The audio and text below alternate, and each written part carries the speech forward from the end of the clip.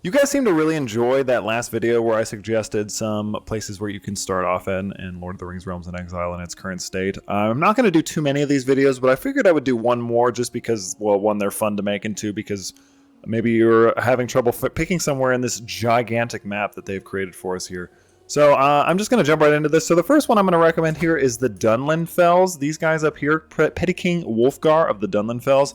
Basically, this guy's ambition is to take over the old Dunland realms and sort of unite them and create a force that is strong enough, essentially, to take on the Riddermark and kind of push them out of what is also their ancestral lands. They kind of come from the same people, from what I understand, but they were sort of pushed away as more of a, I guess, a wilder variant of the Rohirrim. I'm not exactly sure. Someone will probably correct me on the lore of that, but just kind of a cool objective.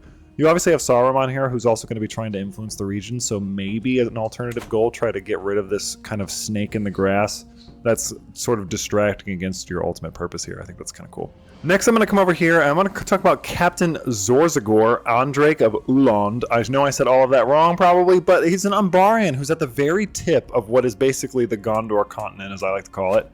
And I believe he's the only Umbarian here. He has kind of an interesting story, because if you click on the little Andrake, it'll tell you a little bit about him.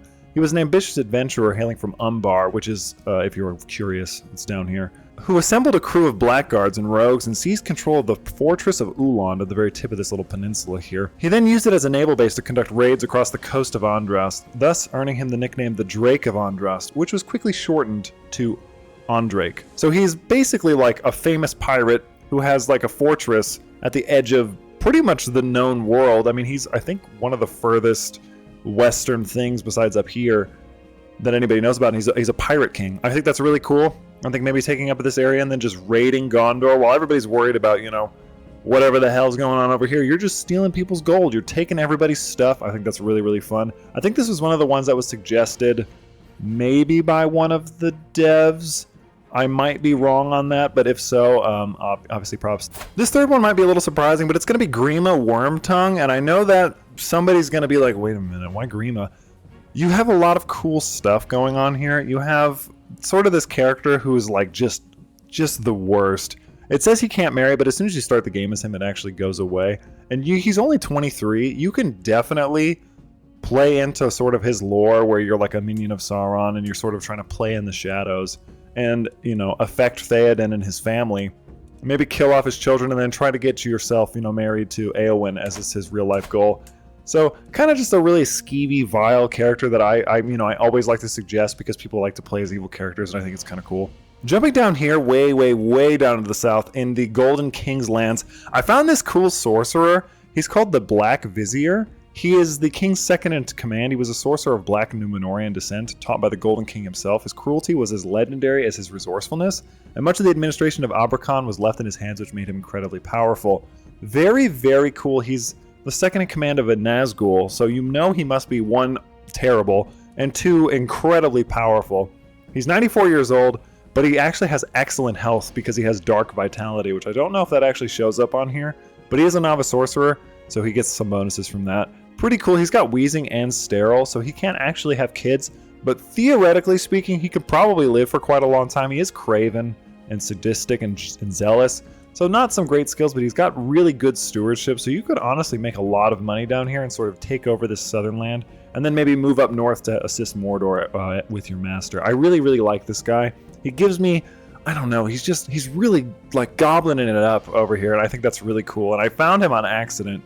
And I almost want to do a playthrough of him myself, so I highly recommend this guy. This next one's going to be one of the first recommendations from the tester, whose name was Valar, I think is how you say that, 2007, so thank you very much for the suggestion. This is R. Gimlicod, who is basically, as has been described to me, because I am doing a series on this guy specifically, he is pretty much evil Aragorn, which is really, really cool. He's a Black Númenórean. Essentially, their goal is to take back their ancestral seat here in the castle of Umbar, take over Umbar, and then pretty much the world. They're very powerful. They have a lot of cool. They have a cool, unique building here in their capital, which you can't actually see, unfortunately, because I'm in observe mode here. He's got a lot of children, and they have unique traits. These strong Númenórean blood, which you can sort of continue if you marry your children to each other, which it seems like what the devs are doing. So all of your children are, I believe, married to one another for the most part. and you can try to get pure Numenorian blood, which is very, very, very cool. I think in my game he lived to be about 170. So, and I've done a lot of stuff. You guys can check that out when it comes out, but or if you already have checked it out, then thank you. But it's such a cool start. This is one I would recommend everybody. He's very, very good. They're very strong after a little while. It takes a little while to build it up. Like, you could play tall for a little bit on this island and let everybody wreak havoc, and then you can pretty much just wash them. So definitely recommend Argimlikati. This dude is great. This next suggestion is something that I find really cool. I have no idea how much of this lore is like accurate or like how much of it is true, but there are these people called the Honan, and it doesn't really matter which one of these you play, but they're very interesting to me. Probably play this High Chieftain, but let me read this to you. They're a reclusive branch of the Drew who dwell in the Suza Sumar. Originally the inhabitants of the entire Ray, they built great temples of stone cyclopean size throughout the region with their magic and skill. However, the coming of, I'm not going to read that, a group of Haradrim spelled the end of their golden age. For a time they coexisted with these people, learning much from the Honan. But the Honan were unlovely, and in time, those people were pushed into the Suza Sumar, whence they reverted to a primal state.